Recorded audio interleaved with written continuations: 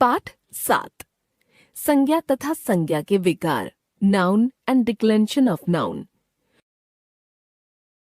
कोलकाता से दादी जी आईं तो उनसे मिलने के लिए दिल्ली से निम्मी बुआ भी आईं। घर में रौनक थी।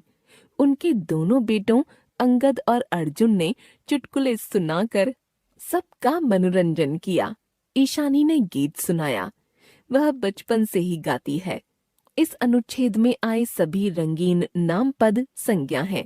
इस प्रकार किसी व्यक्ति, वस्तु, स्थान, भाव आदि के नाम को संज्ञा कहते हैं। संज्ञा के भेद। संज्ञा के 3 भेद हैं। 1 व्यक्तिवाचक संज्ञा, 2 जातिवाचक संज्ञा, 3 भाववाचक संज्ञा। व्यक्तिवाचक संज्ञा जिन संज्ञा शब्दों से किसी विशेष स्थान, व्यक्ति अथवा वस्तु का बोध हो उन्हें व्यक्तिवाचक संज्ञा कहा जाता है। निम्नलिखित वाक्यों को पढ़िए। आगरा का ताजमहल प्रसिद्ध है।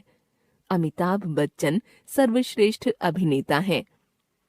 गीता, रामायण, कुरान, बाइबल ये सभी धार्मिक ग्रंथ हैं। गंगा, यमुना, ब्रह्मपुत्र, सतलुज, सिंधु आदि प्रसिद्ध नदियां हैं। उपर्युक्त वाक्यों में आए रंगीन पद आगरा, ताजमहल, अमिताभ बच्चन, गीता, रामायण, कुरान, बाइबल, गंगा, यमुना, ब्रह्मपुत्र, सतलुज, सिंधु आदि व्यक्तिवाचक संज्ञाएं हैं। ये सभी पद किसी विशेष व्यक्ति, वस्तु या स्थान का बोध करा रहे हैं। जातिवाचक संज्ञा जो शब्द किसी व्यक्ति, वस्तु या स्थान की पूरी जाति या वर्ग का बोध कराएं उन्हें जातिवाचक संज्ञा कहते हैं। निम्नलिखित वाक्यों को पढ़िए। बकरियां चर रही हैं, बच्चे खेल रहे हैं, बगीचे में फूल खिले हैं, भिक्षुक नगर में घूम रहा है, मेरे दादाजी डॉक्टर हैं। उपर्युक्त वाक्यों में सभी रंगीन पद बकरियां, बच्चे, बगीचे, फूल, भिक्षुक, नगर, दादाजी और डॉक्टर शब्द किसी वर्ग या समुदाय के बोधक हैं। अतः ये सभी जातिवाचक संज्ञा हैं। कुछ विद्वान जातिवाचक संज्ञा के 2 अन्य भेद मानते हैं, द्रव्यवाचक संज्ञा, समूहवाचक संज्ञा। द्रव्यवाचक संज्ञा जिन संज्ञा शब्दों से विविध पदार्थों या धातुओं का बोध होता है उन्हें द्रव्यवाचक संज्ञा कहते हैं, जैसे सोना, चांदी, पीतल, घी, गेहूं, चीनी आदि। मेरे परिचित की दुकान पर हॉलमार्क वाले सोने के गहने मिलते हैं। माँ के पास चांदी के 200 सिक्के थे। गेहूं बेकरी उद्योग का प्रमुख घटक है। समूहवाचक संज्ञा जिन संज्ञा शब्दों से किसी जाति के समूह या वर्ग का बोध होता है उन्हें समूहवाचक संज्ञा कहते हैं। इसे समुदायवाचक संज्ञा भी कहा जाता है, जैसे कक्षा, झुंड, दल, सेना, भीड़, परिवार, समूह आदि। बाग में अंगूर के गुच्छे झूल रहे थे। बैंक में खजांची के काउंटर पर नोटों की गड्डियां पड़ी थीं। दुर्घटना के बाद देखते ही देखते सड़क पर भीड़ इकट्ठी हो गई। भाववाचक संज्ञा जिन संज्ञा शब्दों से किसी व्यक्ति, वस्तु या स्थान के गुण, दोष, अवस्था, दशा, स्वभाव आदि का बोध होता है वे भाववाचक संज्ञा कहलाते हैं। निम्नलिखित वाक्यों को पढ़िए। बुढ़ापा बहुत कष्टदायी स्थिति है। वाणी की मिठास से बढ़कर कुछ नहीं। वह सबसे प्रेम से बोलता है। परिश्रम सफलता की कुंजी है। उपर्युक्त वाक्यों में सभी रंगीन पद बुढ़ापा, मिठास, प्रेम, परिश्रम और सफलता भाववाचक संज्ञाएं हैं। भाववाचक संज्ञा की विशेषताएं। भाववाचक संज्ञा को देखा नहीं जा सकता, केवल अनुभव किया जा सकता है। इनकी गणना नहीं की जा सकती। कुछ ही संज्ञाएं मूल रूप में भाववाचक संज्ञाएं होती हैं। अधिकांश भाववाचक संज्ञाएं जातिवाचक संज्ञा, सर्वनाम, विशेषण, क्रिया, अव्यय पद में प्रत्यय जोड़कर बनाई जाती हैं। जातिवाचक संज्ञा शब्दों से भाववाचक संज्ञा बनाना। जातिवाचक संज्ञा, भाववाचक संज्ञा। बच्चा, बचपन। बंधु, बंधुत्व। लड़का, लड़कपन। स्त्री, स्त्रीत्व। बालक, बालपन। नारी, नारीत्व। मित्र, मित्रता। सिंह सिंहत्व, दानव दानवता, ब्राह्मण ब्राह्मणत्व, पशु पशुता, भ्राता भ्रातृत्व, मूर्ख मूर्खता, व्यक्ति व्यक्तित्व, मनुष्य मनुष्यता, कवि कवित्व, शिशु शैशव, देव देवत्व, पुरुष पुरुषत्व, प्रभु प्रभुत्व। सर्वनाम शब्दों से भाववाचक संज्ञा बनाना। सर्वनाम भाववाचक संज्ञा। अपना अपनत्व या अपनापन, निज निजता या निजत्व, मम ममता या ममत्व, स्व स्वत्व, अहम अहंकार, पराया परायापन, आप आपा, सर्व सर्वस्व। विशेषण शब्दों से भाववाचक संज्ञा बनाना। विशेषण भाववाचक संज्ञा।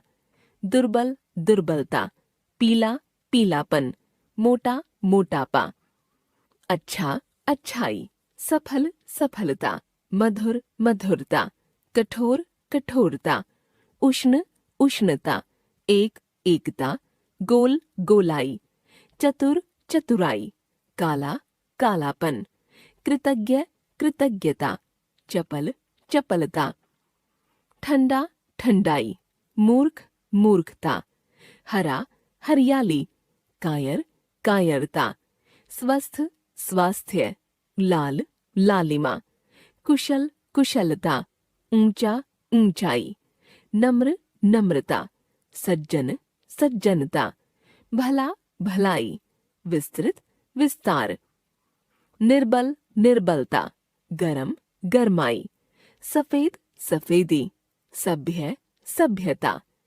क्रिया शब्दों से भाववाचक संज्ञा बनाना। क्रिया भाववाचक संज्ञा।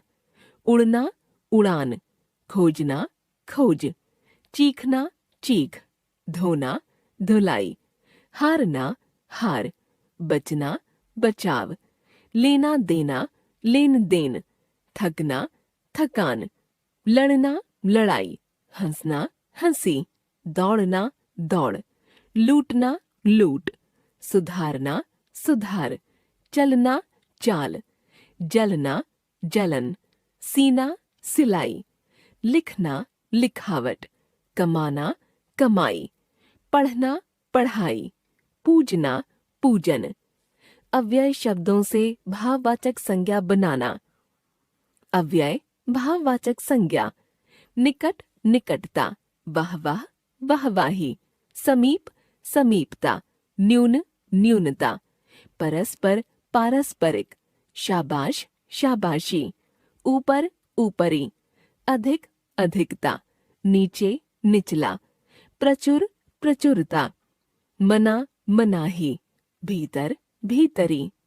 एक बार फिर से, किसी व्यक्ति वस्तु स्थान या भाव के नाम को संज्ञा कहते हैं। संज्ञा के प्रमुख 3 भेद हैं: व्यक्तिवाचक संज्ञा, जातिवाचक संज्ञा और भाववाचक संज्ञा। किसी विशेष व्यक्ति, वस्तु या स्थान का बोध कराने वाले शब्द व्यक्तिवाचक संज्ञा कहलाते हैं। किसी व्यक्ति, वस्तु अथवा स्थान की पूरी जाति या वर्ग का बोध कराने वाले शब्द जातिवाचक संज्ञा कहलाते हैं। किसी व्यक्ति, वस्तु अथवा स्थान के गुण, दोष, अवस्था, दशा, स्वभाव का बोध कराने वाले शब्द भाववाचक संज्ञा कहलाते हैं। संज्ञा के विकार। संज्ञा में लिंग, वचन और कारक के कारण परिवर्तन होते हैं। हम एक एक करके प्रत्येक का विस्तार पूर्वक अध्ययन करेंगे। लिंग, जेंडर। सौम्या गीत गा रही है। अध्यापिका श्याम पट्ट पर लिख रही है। घोड़ा दौड़ रहा है। रोहन फुटबॉल खेल रहा है। ऊपर दिए गए वाक्यों में सौम्या और अध्यापिका के लिए रही है क्रियापद तथा घोड़ा और रोहन के लिए रहा है क्रियापद आए हैं। क्या आपको समझ में आया कि ऐसा क्यों हुआ है? बच्चों, सौम्या और अध्यापिका स्त्री जाति का बोध करा रहे हैं तथा घोड़ा और रोहन पुरुष जाति का। शब्द का वह रूप जो स्त्री जाति या पुरुष जाति का बोध कराता है उसे लिंग कहते हैं। लिंग के भेद। लिंग के 2 भेद हैं, लिंग पुल्लिंग स्त्रीलिंग। पुल्लिंग जिन शब्दों से पुरुष जाति का बोध होता है उन्हें पुल्लिंग कहते हैं। उदाहरण अध्यापक, मोर, आदमी, लड़का, हाथी आदि। स्त्रीलिंग जिन शब्दों से स्त्री जाति का बोध होता है उन्हें स्त्रीलिंग कहते हैं। उदाहरण बालिका, बुढ़िया, चिड़िया, माँ आदि। सामान्य रूप में पुल्लिंग और स्त्रीलिंग शब्द एक दूसरे में परिवर्तित हो जाते हैं, जैसे लड़का से लड़की, अध्यापक से अध्यापिका आदि। लिंग की पहचान। पुल्लिंग की पहचान। नीचे कुछ ऐसे शब्दों की सूची दी जा रही है जो प्रायः पुल्लिंग होते हैं। अन्न के नाम गेहूं, चावल, जौ, बाजरा आदि। द्रव्यों के नाम तेल, दूध, घी, पानी, शरबत, डीजल, पेट्रोल आदि। धातुओं के नाम लोहा, तांबा, पीतल, स्टील, सोना, इस्पात आदि। देशों व महाद्वीपों के नाम भारत, चीन, बांग्लादेश, अफ्रीका, एशिया आदि। दिनों और महीनों के नाम सोमवार, मंगलवार, चैत्र, वैशाख आदि। पेड़ों के नाम शीशम, नीम, पीपल आदि। पर्वतों के नाम हिमालय, विंध्याचल, सतपुड़ा आदि। शरीर के कुछ अंगों के नाम हाथ, पैर, बाल, नाखून, जंघा आदि। ग्रहों के नाम सूर्य, चंद्र, मंगल, बुध, शुक्र, केतु, राहु आदि। अपवाद पृथ्वी। स्त्रीलिंग की पहचान। निम्नलिखित शब्द प्रायः स्त्रीलिंग होते हैं। अन्न के नाम मकई, ज्वार आदि। द्रव्यों के नाम चाय, लस्सी, कॉफी आदि। धातुओं के नाम चांदी। कुछ बर्तनों के नाम कटोरी, थाली, चम्मच आदि। कुछ आभूषणों के नाम माला, अंगूठी, चूड़ी आदि। शरीर के कुछ अंगों के नाम आंख, नाक, बाह, कलाई, जीभ, टांग, पलक आदि। नदियों के नाम गंगा, यमुना, सतलुज, कावेरी आदि। बोलियों एवं भाषाओं के नाम खड़ी बोली, अवधी, पहाड़ी, रूसी, नेपाली आदि। तिथियों के नाम पूर्णिमा, अमावस्या, प्रथमा, द्वितीया आदि। नक्षत्रों के नाम स्वाति, रोहिणी, चित्रा, अश्विनी आदि। विशेष। हिंदी में प्रायः सभी नदियों के नाम स्त्रीलिंग जाति का बोध कराते हैं। हिंदी तिथियां दोनों पक्षों की प्रथम प्रतिपदा से लेकर पूर्णिमा तक सभी स्त्रीलिंग का बोध कराती हैं। सभी नक्षत्रों के नाम प्रायः स्त्रीलिंग में आते हैं। बोलियां और अप्राणीवाचक भाववाचक संज्ञाएं, लिखावट, बुनावट आदि स्त्रीलिंग जाति की होती हैं। कुछ अपवादों को छोड़कर प्रायः दीर्घ मात्रांत शब्द स्त्रीलिंग जाति का बोध कराते हैं, जैसे नदी, कुर्सी, लीची आदि। कुछ संज्ञा शब्दों का प्रयोग स्त्रीलिंग तथा पुल्लिंग दोनों में होता है, जैसे राष्ट्रपति, प्रधानमंत्री, मंत्री, डॉक्टर, मैनेजर इत्यादि। अन्य पुल्लिंग स्त्रीलिंग शब्द। पुल्लिंग शब्द मकान, घर, छप्पर, पड़ोस। मंजन, फर्श, फूल, गुलाब, कमल, रंग। बाजार, जुलूस, मेला, उपहार, डंडा, भूचाल। पान, मित्र, कार्य, अमृत, नृत्य, बुखार। षड्यंत्र, कीर्तन, कानून, उपवास, कल्याण। होंठ, दांत, ताला, नल, ध्वज, लालच। डमरू, थप्पड़, टिकट आदि। स्त्रीलिंग शब्द झोपड़ी, हींग, लौंग, सुपारी, इलायची। भीड़, हंसी, बोली, मित्रता, शत्रुता, कक्षा। रक्षा, भिक्षा, टिकिया, छाया, जनता। चोरी, फसल, कसम आदि। स्मरणीय तथ्य। ती प्रत्ययांत शब्द स्त्रीलिंग होते हैं, जैसे कीर्ति, मति, रति, गति आदि। ता प्रत्ययांत शब्द सदा स्त्रीलिंग होते हैं, जैसे जनता, शत्रुता, कटुता, मृदुता, एकजुटता आदि। पुल्लिंग शब्दों को स्त्रीलिंग में परिवर्तित करने के नियम। अक से अंत होने वाले शब्द सदा इका में परिवर्तित होकर स्त्रीलिंग बन जाते हैं, जैसे शिक्षक, शिक्षिका, प्रेक्षक, प्रेक्षिका, सेवक, सेविका, बालक, बालिका, गायक, गायिका, धावक, धाविका, चालक, चालिका, नायक, नायिका, परिचायक, परिचायिका, निर्देशक, निर्देशिका।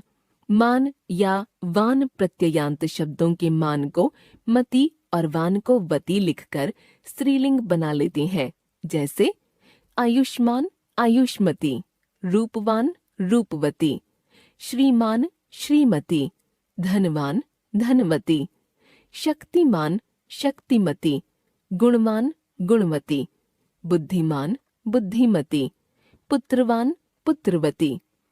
संबंधवाचक शब्दों में परिवर्तन के लिए नर मादा के नियमानुसार परिवर्तन करना चाहिए, जैसे पिता, माता, भाई, बहन, नर, नारी, पति, पत्नी, पुरुष, स्त्री, मामा, मामी, चाचा, चाची, दादा, दादी। अ के स्थान पर आ लगाकर।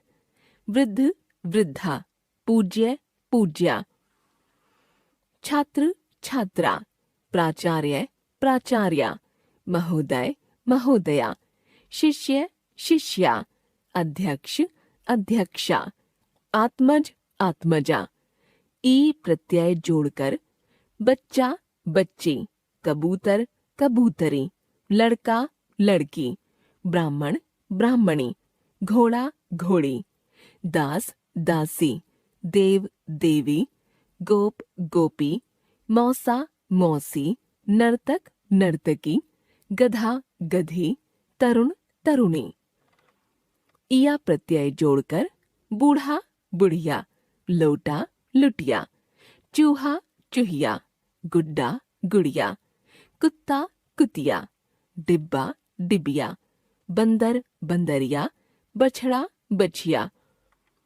आनी या आणी प्रत्यय जोड़कर भव, भवानी, देवर, देवरानी, जेठ, जेठानी या जिठानी, नौकर, नौकरानी, क्षत्रिय, क्षत्राणी, इंद्र, इंद्राणी। आइन प्रत्यय जोड़कर पंडित, पंडिताइन, हलवाई, हलवाइन, चौधरी, चौधराइन, चौबे, चौबाइन, ठाकुर, ठकुराइन, लला, ललाइन, बनिया, बनियाइन, ओझा, ओझाइन।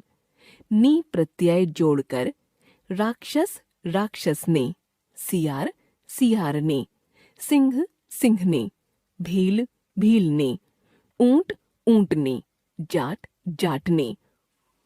इन प्रत्यय जोड़कर ग्वाला, ग्वालिन, धोबी, धोबिन, सांप, सांपिन, तेली, तेलिन, मालिक, मालिकिन, नाई, नाइन, कुम्हार, कुम्हारिन, दर्जी, दर्जन। इनी या इणी प्रत्यय जोड़कर तपस्वी, तपस्विनी, हंस, हंसिनी, अभिमानी, अभिमानिनी, प्रार्थी, प्रार्थिनी, आज्ञाकारी, आज्ञाकारिणी, हितकारी, हितकारिणी। ता को त्री में बदलकर कर्ता, कर्त्री, रचयिता, रचयित्री, विधाता, विधात्री, नेता, नेत्री, धाता, धात्री, वक्ता, वक्त्री। नित्य पुल्लिंग शब्दों में मादा शब्द तथा नित्य स्त्रीलिंग शब्दों में नर शब्द जोड़कर खरगोश, मादा खरगोश, मक्खी, नर मक्खी, भेड़िया, मादा भेड़िया, छिपकली, नर छिपकली, भालू, मादा भालू, कोयल, नर कोयल, कौवा, मादा कौवा, चील, नर चील। मूल स्त्रीलिंग शब्दों में प्रत्यय जोड़कर बने पुल्लिंग शब्द। मौसी, मौसा, ननद, नंदोई या ननदोई, बहन, बहनोई, जीजी, जीजा। भिन्न रूप वाले स्त्रीलिंग शब्दों में बदलना। मियाँ, बीवी, बैल, गाय, बिलाव, बिल्ली, फूफा, बुआ, साधु साध्वी, बादशाह बेगम, वीर वीरांगना, साला सलहज, विद्वान विदुषी, कवि कवयित्री, विधुर विधवा, वर वधू। विशेष। पुल्लिंग शब्दों को स्त्रीलिंग में बदलने के कोई निश्चित नियम नहीं है। हमें प्रयोग के आधार पर ज्ञात होता है कि अधिकांश पुल्लिंग शब्दों का स्त्रीलिंग में परिवर्तन निम्न प्रकार से किया जाता है। अ को आ में बदलकर, जैसे मूर्ख मूर्खा, बाल बाला आदि। अ को ई में बदलकर, जैसे देव देवी, पुत्र पुत्री, गोप गोपी आदि। आ को ई में बदलकर, जैसे लड़का लड़की, गधा गधी, घोड़ा घोड़ी आदि। आ को इया में बदलकर, जैसे बेटा बिटिया, चूहा चूहिया आदि। व्यवसायवाची शब्दों के अंत में इन लगाकर, जैसे माली मालिन, पुजारी पुजारिन, भिखारी भिखारिन आदि। कुछ जाति या उपनामों में आइन लगाकर, जैसे लाला ललाइन, ठाकुर ठकुराइन आदि। शब्द के अंत में नी जोड़कर, जैसे चोर चोरनी, ऊंट ऊंटनी, मोर मोरनी, शेर शेरनी आदि। एक बार फिर से, सभी प्राणी तथा वस्तु पुरुषवाचक या स्त्रीवाचक होते हैं। स्त्री जाति का बोध कराने वाले शब्द स्त्रीलिंग और पुरुष जाति का बोध कराने वाले शब्द पुल्लिंग होते हैं। कुछ शब्द मूल रूप में स्त्रीलिंग या पुल्लिंग होते हैं, उनमें कोई परिवर्तन नहीं किया जा सकता। अन्य शब्दों को पुल्लिंग से स्त्रीलिंग या स्त्रीलिंग से पुल्लिंग में परिवर्तित किया जा सकता है। वचन नंबर। पहले चित्र में एक घर में 4 दरवाजे और 5 खिड़कियां हैं। दूसरे चित्र में कई घर हैं। इन घरों में 50 से अधिक आदमी रहते हैं। इन्होंने मिलकर एक क्लब बनाया है। ध्यान दें, पहले चित्र में घर एक तथा दरवाजे और खिड़कियां अनेक हैं। दूसरे चित्र में घर और आदमी अनेक तथा क्लब एक है। एक और अनेक का बोध कराना ही वचन कहलाता है। तात्पर्य ये है कि शब्द के जिस रूप से उसके एक या अनेक होने का बोध होता है, उसे वचन कहते हैं। वचन के 2 भेद हैं, वचन एक वचन, बहुवचन। एक वचन शब्द के जिस रूप से एक वस्तु या व्यक्ति का बोध होता है, तब वह शब्द एक वचन में होता है। उदाहरण पुस्तक, माला, लड़की, बच्चा आदि। बहुवचन शब्द के जिस रूप से एक से अधिक वस्तुओं या व्यक्तियों का बोध होता है, तब वह शब्द बहुवचन में होता है। उदाहरण पुस्तकें, मालाएं, लड़कियां, बच्चे आदि। वचन की पहचान। संज्ञा या सर्वनाम शब्दों में बच्चा खेलता है, एक वचन। बच्चे खेलते हैं, बहुवचन। वह जाता है, एक वचन। वे जाते हैं, बहुवचन। क्रिया शब्दों में फूल खिला है, एक वचन। फूल खिले हैं, बहुवचन। पक्षी बैठा है, एक वचन। पक्षी बैठे हैं, बहुवचन। विशेष। आदर प्रकट करने के लिए एक वचन के स्थान पर बहुवचन का प्रयोग होता है, जैसे पापा ऑफिस जा रहे हैं, अभी अभी नाना जी आए हैं। बड़प्पन प्रकट करने के लिए अथवा क्षेत्रीयता के प्रभाव से कभी कभी एक वचन के स्थान पर बहुवचन का प्रयोग होता है, जैसे हम आपको छोड़ने चलते हैं, हमें अपना सेवक ही समझें। कुछ संज्ञा शब्द सदैव बहुवचन में रहते हैं, जैसे प्राण, हस्ताक्षर, आंसू, लोग, समाचार, बाल, होश, दाम आदि। भाववाचक तथा व्यक्तिवाचक संज्ञाओं का प्रयोग एक वचन में होता है, जैसे घृणा, प्रेम, दया, डर, सुंदरता, योग्यता, कृपा, उपकार, मिठास आदि। वचन परिवर्तन के कुछ नियम। पुल्लिंग शब्द। पुल्लिंग आकारांत शब्दों के बहुवचन बनाते समय आ का ए हो जाता है, जैसे घोड़ा घोड़े, बेटा बेटे, बच्चा बच्चे, पंखा पंखे, लड़का लड़के, चूहा चूहे। अपवाद: संबंधवाची आकारांत शब्द ज्यों के त्यों रहते हैं यदि उन शब्दों में समान वर्ण हो, जैसे मामा, नाना, चाचा, दादा आदि। तत्सम आकारांत शब्द भी बहुवचन में नहीं बदलते, जैसे योद्धा, पिता, कर्ता, दाता आदि। युद्ध में अनेक योद्धा वीरगति को प्राप्त हुए। बहुवचन: सभी छात्रों के पिता आज क्लब में उपस्थित थे। बहुवचन: आकारांत पुल्लिंग शब्दों को छोड़कर शेष सभी पुल्लिंग शब्दों का दोनों वचनों में एक ही रूप होता है, जैसे पक्षी, बालक, कवि, गुरु आदि। आकाश में पक्षी उड़ रहे हैं, बालक शोर मचा रहे हैं, कवि वृंद अपनी कुर्सियों पर बैठ गए, गुरुजन के चरणों में शत शत नमन। स्त्रीलिंग शब्द: अकारांत स्त्रीलिंग में अ के स्थान पर ए हो जाता है, जैसे पुस्तक पुस्तकें, सड़क सड़कें, आंख आंखें, दीवार दीवारें, रात रातें, मेज मेजें, झील झीलें, बात बातें। इकारांत एक वचन स्त्रीलिंग संज्ञाओं के अंत में यां जोड़कर बहुवचन बनाते हैं, जैसे विधि विधियां, शक्ति शक्तियां, नीति नीतियां, तिथि तिथियां।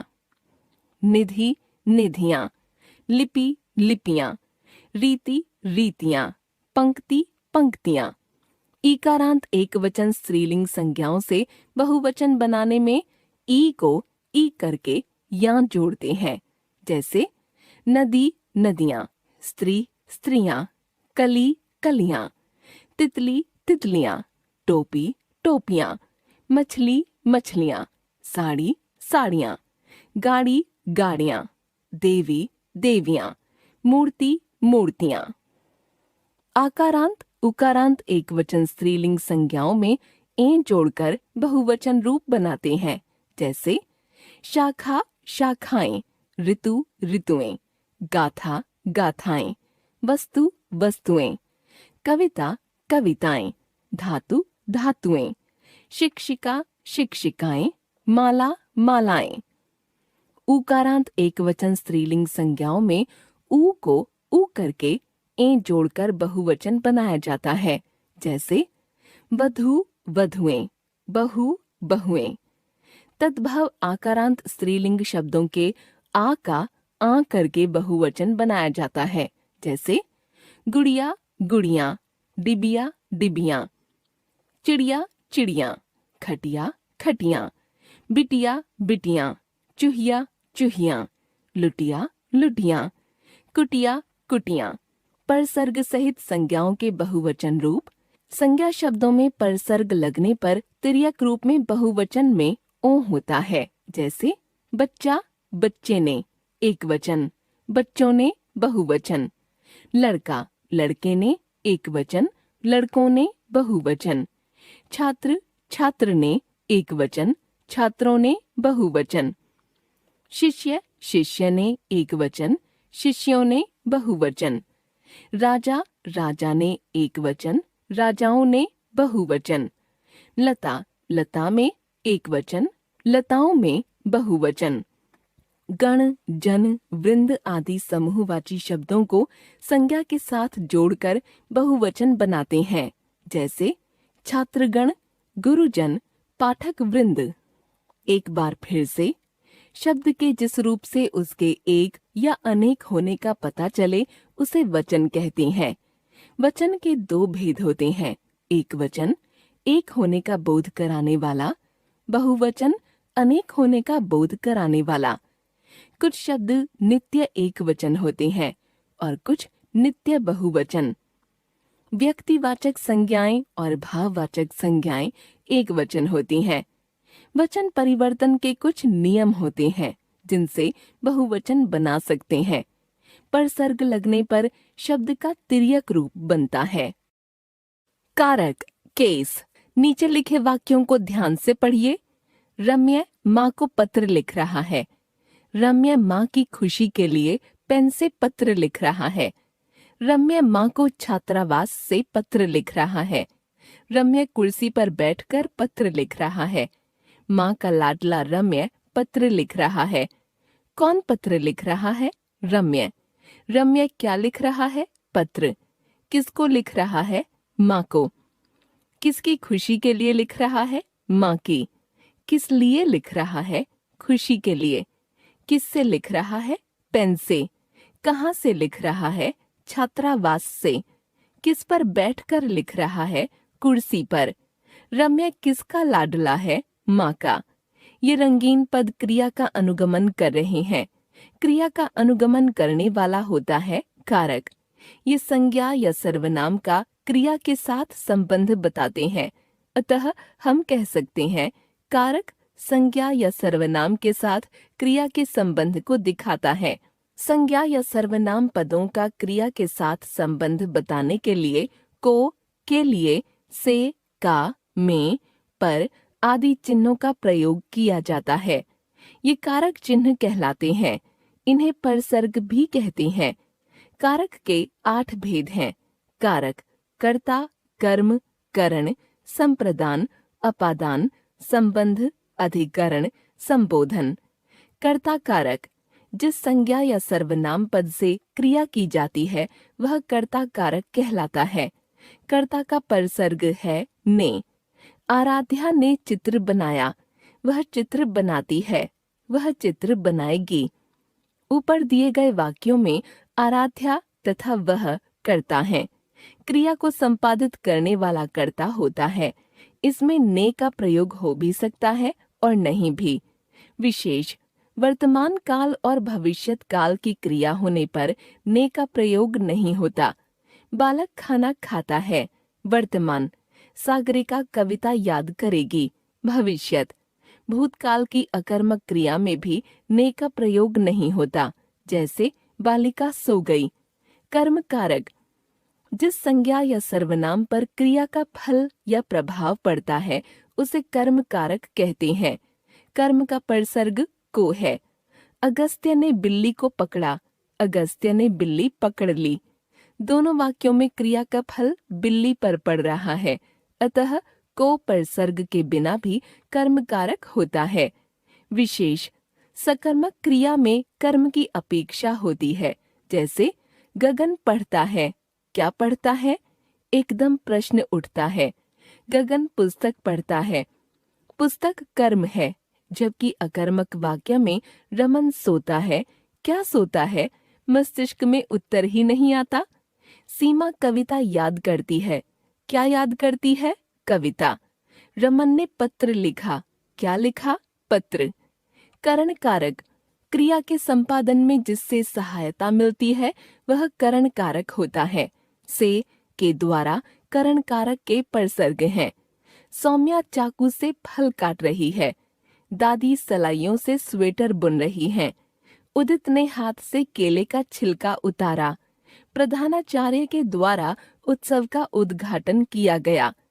इन वाक्यों में चाकू से, सलाइयों से, हाथ से तथा प्रधानाचार्य द्वारा करण कारक हैं। विशेष जब साधन के रूप में से का प्रयोग न हो तब करण कारक नहीं होता, जैसे वह दम घुटने से मर गया, अतः यहाँ करण कारक नहीं है। संप्रदान कारक जिसके लिए कोई कार्य किया जाए या जिसे कुछ दिया जाए वह संप्रदान कारक होता है। को, के लिए संप्रदान कारक के परसर्ग हैं।